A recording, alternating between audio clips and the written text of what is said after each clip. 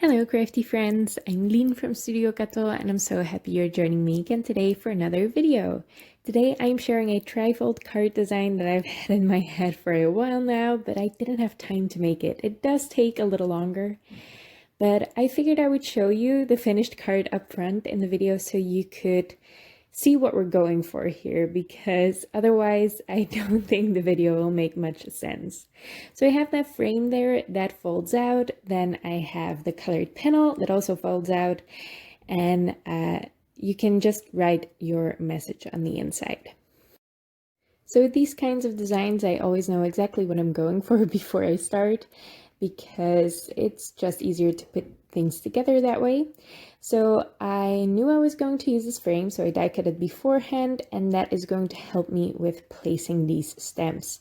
I am using the Mouse House stamp set by Colorado Craft Company, and I'm first stamping that adorable little mouse in Versafine Onyx Black ink, and I am embossing this. So I'm stamping this mouse first because I'm going to mask it. This layer is going to be only one layer of the colored panel, so I didn't want to glue the mouse on top.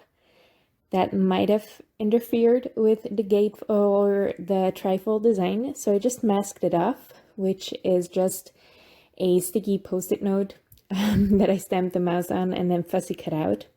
And then I'm figuring out the placement of the house. I just want to make sure it disappears a little bit into that frame, because I just like things to be offset and not completely in the frame. It's just a design I like. So I'm stamping the huge house now, also with Versafine Onyx Black. The mouse is completely embossed at this point, so I don't need to worry about that anymore. So I am going to keep that mask in place until after I have sprinkled on the embossing powder, because where the mask is now, it's going to be sticky later. So that mask will leave a little bit of glue residue, so you don't want to take it off before you sprinkle on the embossing powder. I do take it off before I heat set it because heat interferes with glue sometimes, and I don't want it to stick to my panel before I watercolor it, of course. So now I'm going to leave all of the coloring in this video, and there's quite a bit of it. But I figured it was interesting because I don't do a whole lot of these huge watercolor projects anymore. And I definitely learned quite a bit by watching YouTube videos myself. But this technique I don't see a lot in card making videos, and I think I've mentioned it before, but I think it's really useful, especially for coloring things like this. So I'm just layering on my colors. I use a bunch of different layers, especially when I'm coloring in a bigger image like this. Because watercolors are not opaque, they're transparent, building up layers is going to give a lot more depth to your colors, and that's where this technique comes in. This is called glazing, and that's what I'm doing right now. So you can see that I have done my first layer in gray for these houses, and that adds a tiny bit of shading. I am going to add quite a bit more in different layers later. But the glaze I'm putting on top over the entire house now is just very, very watered down paints, just colors of browns and greens to add a little bit of color to those stones. I'm coloring them as if they're stones. You can color them like eggplants or whatever you want. But I thought I would get a lot of color variation in a glaze. And I am building this up in a lot of layers, as I mentioned. So the colors are going to build up as well. And I'm going to layer some browns on top of the greens, but the greens will always shine through the browns. It's very difficult to explain, but you can definitely see the difference in the end between just a flat color and a color that has quite a bit of layers underneath it. And that's the beauty of watercolor. Now I'm adding quite dramatic shading there, but with watercolors, because I use quite a bit of water here to make sure the shading fades in nicely. I don't like drop shadows or anything like that. I like subtle shading that fades into the light. So I add quite a bit of water to make it blend nicely into the lighter areas, But that means if I want dark shades or dark shadows, I do have to build up the colors in a couple layers. For the flowers, I'm using very, very bright colors to contrast a little bit with the stones, especially the green I'm using there is very vibrant and lovely. And then I'm mixing in some green with my pink to dull it down just a little to make it blend a little bit more with the natural look of the stones. So it's still pretty bright pink, but if I had just used the paint straight out of the pans, it would have been very unrealistic. So like I said, I mixed in some greens with the pink, and that's actually a really useful tip for blending or for mixing your own colors or for mixing your own shades. You want to mix opposite colors together if you want a duller look or a more realistic color. So for the sky, I'm keeping things very, very simple. I am just coloring this whole thing in a flat watercolor wash, which for me is one of the most difficult things to do in watercolor still. And I've been coloring or I've been painting for years now. But a flat wash on a background is still the hardest thing to do. This grass wasn't super easy either, but that's just because I lost my patience. I should have let it dry before adding shading or anything like that. So in the end, I just let it dry as it was and I didn't add any drop shadows anymore. Now, you could see in the frames that I was going to use that there is some space for flowers, and I want to die cut these out of watercolored cardstock because I wanted it to match with the flower on the houses.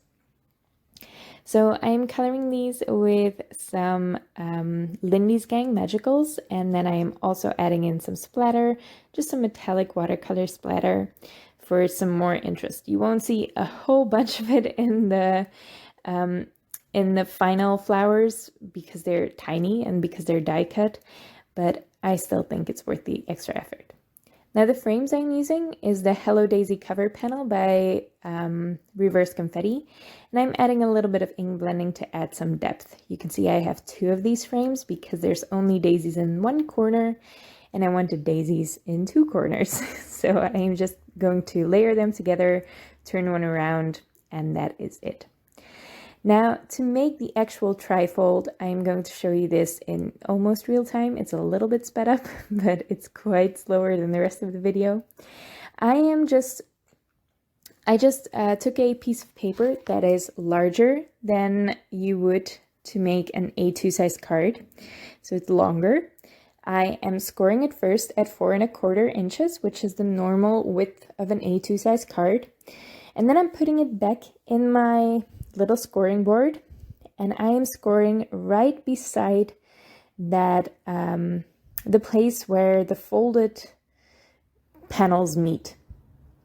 So it's the opposite side, obviously it's not the folded side, but I'm just scoring right beside it, and that is going to give you a really nice fold that actually closes, because if you score again at 4 1/4 inches from that other score line, you are not going to be able to close it, especially if you layer some panels on top.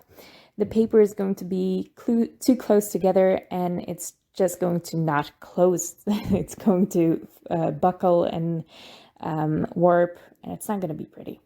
So I trimmed off the excess, so I just have enough of a flap there to put between my frames, and these are actually cut from green cardstock, and then behind each frame is another layer of thick white cardstock. So these are quite dimensional and I love them for it. I love some dimension in my cards. Now the only thing you are going to notice is if you score it like that, so not exactly at 4 1/4 inches, you're going to have a tiny piece of white showing. So I just took an ink cube that was close to the green paper color that I used, and I just swiped it over the edge. You can use a marker for that, but I had a ink cube that was closer in color. To add these flowers, I am using a jewel picker, and I am using the insert of my Misty. So that foam you see there, that black foam, is the insert of my Misty. You can use craft foam for this as well, but I love flowers that have some petals that stick up. So they're dimensional and they look like they have movement in them. So if you just press them into the foam, you are going to make a dip in the middle, and that is going to press the petals upwards. So just add some glue then, and that's it. For the centers, I'm adding some Nouveau Drops Ivory Seashell. This is a really pale color, but it's pearlescent. And it also picks up, especially if you use watercolors, it picks up the color underneath it. So it's going to be pale pink by the end of it, and it's going to match the flowers perfectly. I am folding an envelope out of the same green cardstock that I used to create the frame. I used the We Are Memory Keepers 123 punch board for that, and then I am going to stamp that mouse house on there. Now this didn't go exactly according to plan. My stamp has an area on there that is not supposed to stamp, but that is quite high. And I added a little bit too much pressure, so in the end you are going to see that there is a little spot right there that was green where it wasn't supposed to be green. So I just scratched that off or erased that off with the magic eraser from or a Mono Tombow eraser. I'm not exactly sure what it's called. It's a sand eraser.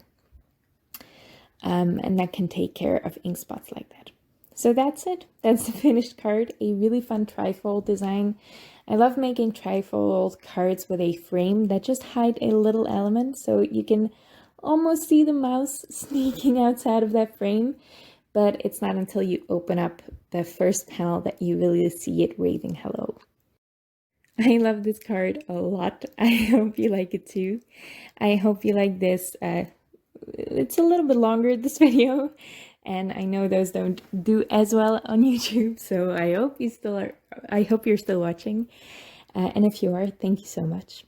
I also hope you stick around, maybe subscribe, and I will leave a playlist for watercolor projects in this video, so you can check those out if you're waiting for my next video.